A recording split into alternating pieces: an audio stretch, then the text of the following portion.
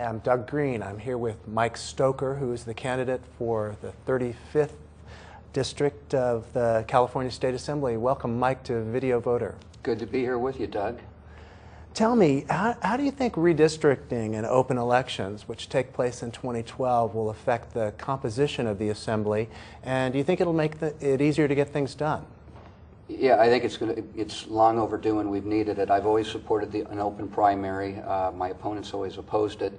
Ironically, the only entities that were opposed to an open primary were the two parties, the Republican Party and the Democratic Party, and I think that's because what we've had a tendency to do is the parties, when they control the process, you get a more extreme type candidate. You get the Democrat side gets more on the left, Republican gets more on the right.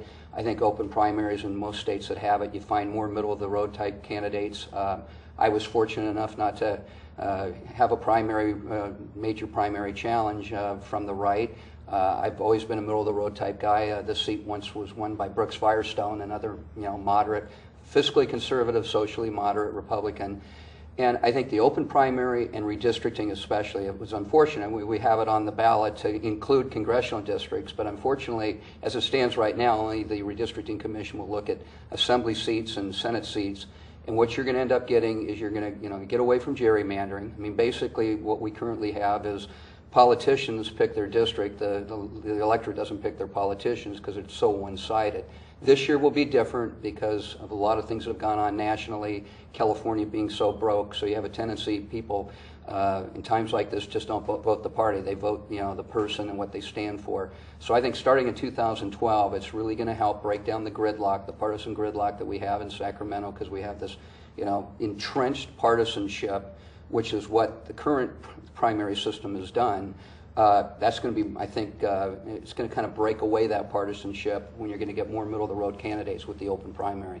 Tell us a little bit about what you stand for, how you're similar to your predecessor and how you're different. Well, I mean, I'm well known in Santa Barbara County. I was named in 1992 the most valuable public official in county government in America by Governing Magazine for accomplishing budget reform and regulatory reform. I've been in and out of public life, stepped up to the plate often from the private sector where I've always made more money. If I am fortunate enough to be the assemblyman, I take a pay cut in half. And in what I've always been about, what you see, what you get up in Santa Barbara, where I'm especially much more well known, is I'm about fighting for the taxpayer, fighting for small business, fighting for property rights, and fighting for efficient government and cutting wasteful government spending. That's what I've always been about. I don't change with polls, and I don't change when, all of a sudden, that's a popular theme. I mean, fortunately for me, the things I've been talking about all my public life are things the voters are really connecting with right now, wanting to see California get their budget, in order, get their act together, live within their means, and want to get California back on being a job producer versus a job eliminator. So, I think, if my predecessor is Pedro Nava, who's terminally out. Pedro and I have a very good working relationship. I've worked with him on a lot of agricultural issues, school nutrition issues. If you went to Pedro, he'd say, I'm a person that reaches across the aisle. I work with everybody to help get things done. I think Pedro, obviously, in terms of ideology, he's been more entrenched with where the Democrats that have controlled Sacramento. They don't believe we have a spending problem. They think we have a revenue problem. That's why people like my opponent are advocating revising Prop 13 to raise property taxes, because they're not willing to go in and fix. They're not acknowledging. They're in denial that you can run government more efficiently. We can make some cuts. We got to learn to live within our means, just like your viewers do every day in bad times. Cities do, counties do. And I think Pedro also has been on that side of passing a lot of rules, regulations, and statutes, often in the name of the environment, but typically does very little for environmental protection, but has had a devastating effect on running business out of business or to other states. And so I think Pedro and I are similar in terms of being able to reach across the aisle. I think we're clearly, ideologically different on the issues of the budget and job production. So looking forward to sort of your legislative priorities, are there things that you would introduce particularly to support the senior population on the Central Coast? Well, yeah, if you look at my record, I was on the Board of Supervisors, 86 to 94. In 1991, the Central Coast Seniors Commission named me Public Official of the Year because my focus was always helping seniors. I did a lot on the child care side and the senior side in terms of people issues beyond the regulatory and budget reform I've already talked about. We need to be very, we need to be looking for the seniors. Now, fortunately, where a lot of that relief comes from is through counties. What's going to be a fundamental difference between myself and my opponent, I think, in a lot of races in California, if they can't get their tax increase, which they're not going to get, it takes 2/3 vote in the Constitution, and the voters a year ago, May, said, no, you're not getting the gigs up, you're not raising taxes anymore, you got to start streamlining government. If you're not willing, like my opponent is, to acknowledge that some maybe state jobs need to be cut, maybe some things have to be rolled back, the only other alternative, which they typically have done over the last couple of years to balance the budget, is to steal the money from the schools, cities, and counties. Cities and counties then, school teachers get laid off, and city and counties then cut back their services, and often the services that get cut back are the services the county are providing for the senior citizens. Through a lot of the human service budgets, through the senior programs, things of that nature. Your social services in terms of Medicare, healthcare issues are all done through your county, through your social services department. And in many cases, counties like Ventura and Santa Barbara offer more than the federal and state mandates require. So they're the first to get hit if you have a budget that gets balanced on the backs of cities, counties, and schools. I will never vote for a budget that takes a dime from schools, cities, or counties. My opponent will. He won't take that pledge.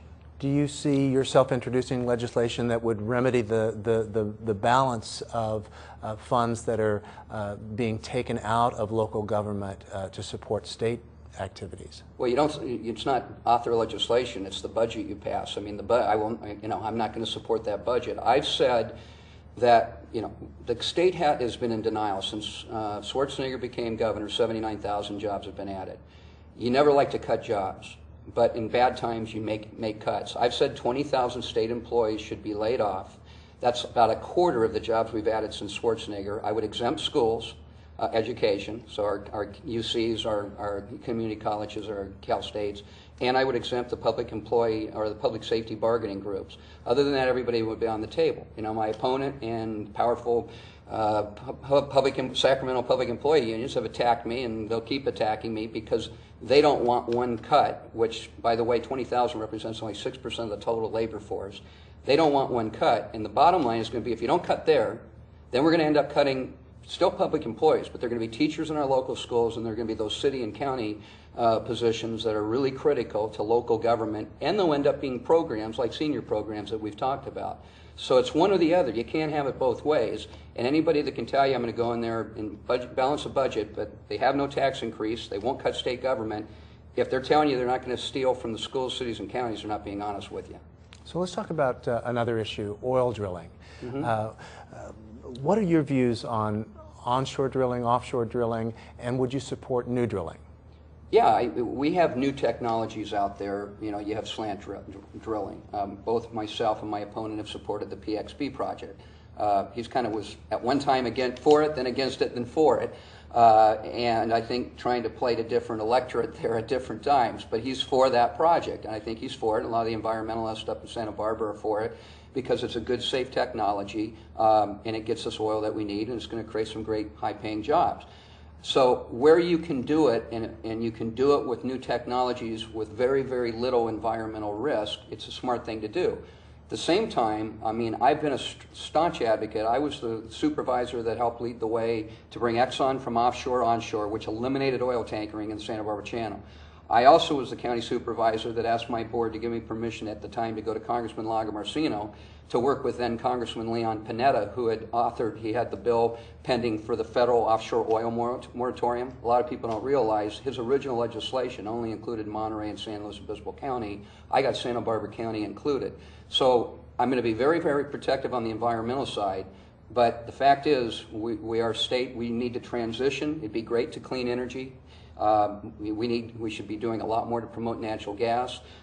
We should be doing a whole lot in terms of the green technologies and alternative energy sources.